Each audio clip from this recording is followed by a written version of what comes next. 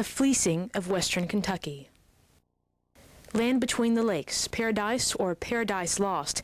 Many think it's a land of free recreation and limitless learning possibilities, a place to be at one with nature. But this land between the lakes is a land between two worlds, one world of wonder and one world of commercialism and lies. Our tumultuous journey begins at the Golden Pond Planetarium and Visitation Center, which we had to pay to get into. Inside, the propaganda begins with a bombardment of Orwellian displays staking false claims about the recreational and educational opportunities at LBL.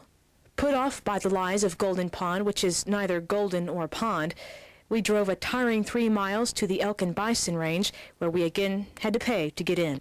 Signs along the trail further perpetuate the educational lies. This sign falsely depicts the great buffalo to be roughly 50 times the size of a normal human. We were unable to locate any of these so-called super bison. Other inaccuracies included historical misrepresentations. This picture shows a deer about to pounce on an Indian, about to murder a frontiersman, about to slaughter an elk. We have serious reservation that that's how the food chain actually operates.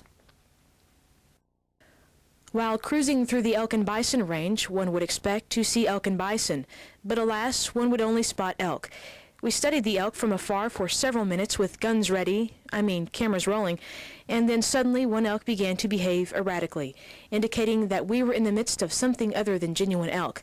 They could only be animatronics, better known to laymen as robo-elk. However, we were left with the mystery of where this came from.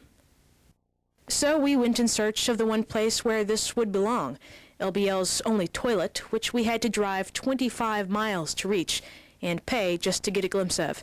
Not even nature's call is free. We decided to inquire why someone would travel so far just to use the lone LBL toilet. It's not that bad. Look at all the toilet paper.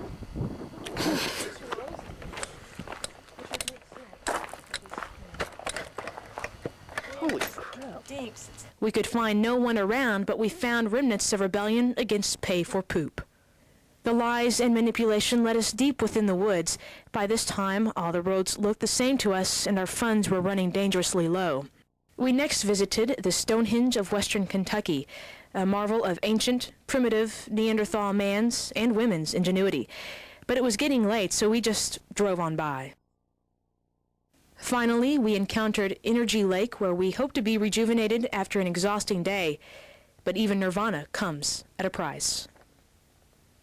We naively expected a place called Energy Lake to be a mecca of log flumes, tilt-a-whirls, and funnel cakes, because you know everyone loves funnel cakes, but it was merely a boring lake.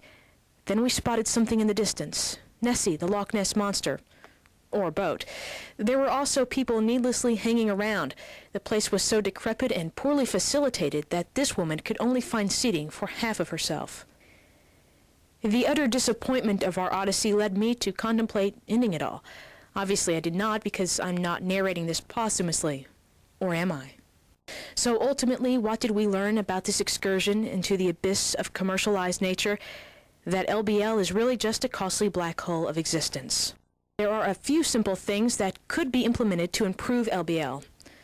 Less lies. We don't mind some lies, but less lies would be better. Real elk. Funnel cakes, because you know everyone loves funnel cakes. A sky coaster for transportation. And, well, make everything free. So think twice before planning that next trip to LBL. You could become a part of the Fleecing of Western Kentucky. For Showcase, I'm Beth Graham with Justin Young.